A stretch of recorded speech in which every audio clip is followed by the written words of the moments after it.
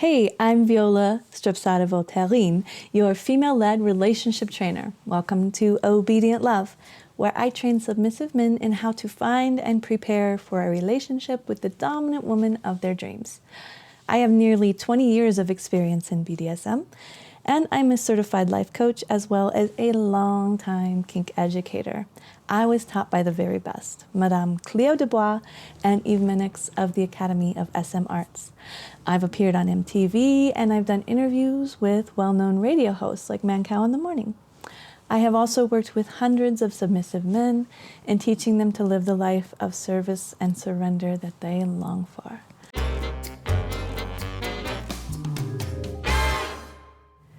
Thanks for signing up to receive my tips and guidance in the realm of DS and female-led relationships.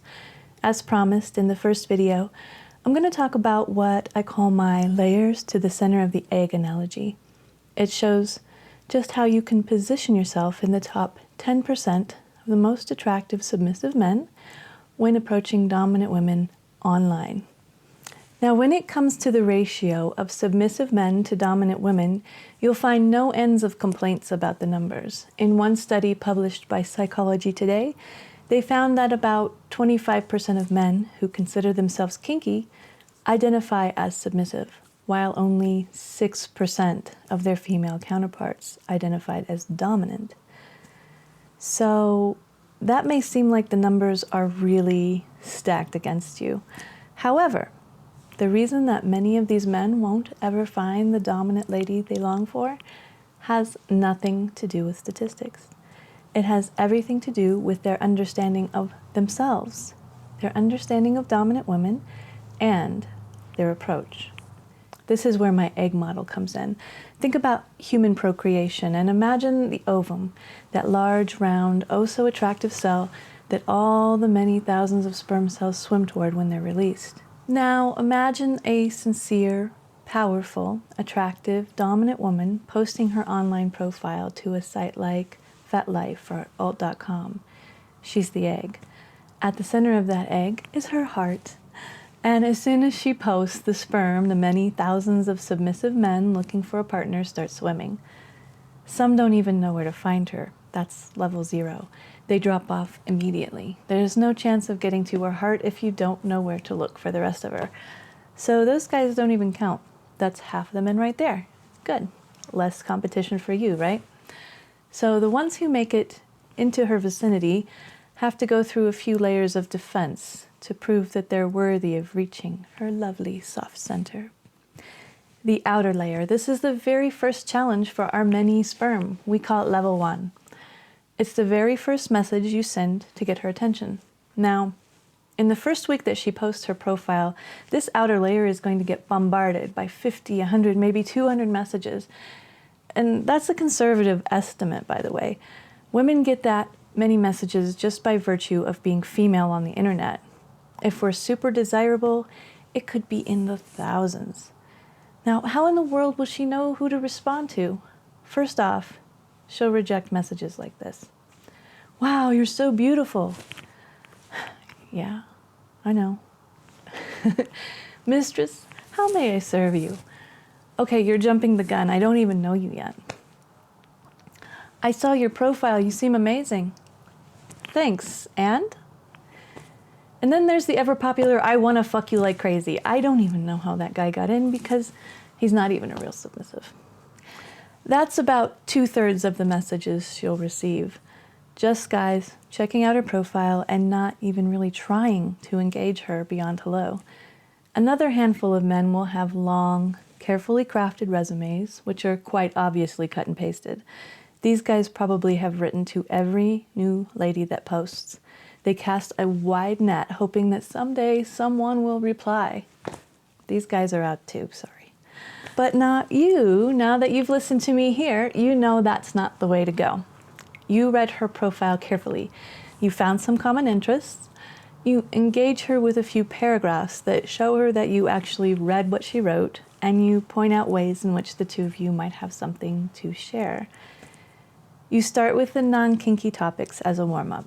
You don't want to give a laundry list of fetishes, and you don't want to fixate on your one major fetish either. Just describe yourself a bit, covering the basic stuff.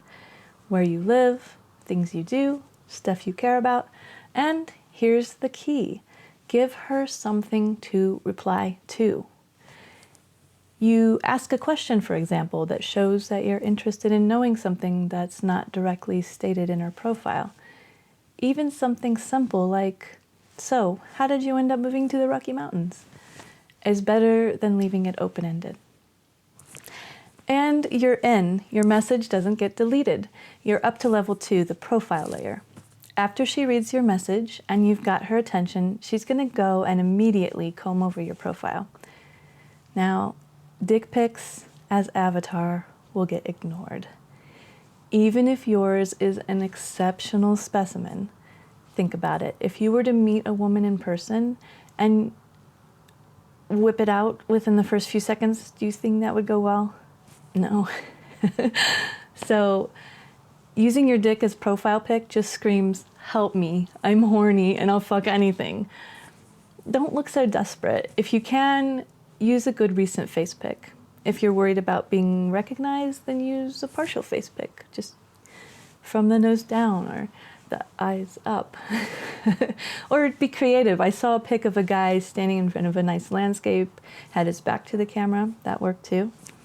And if, and only if, you have the most gorgeous cock, put that further down in your photo album.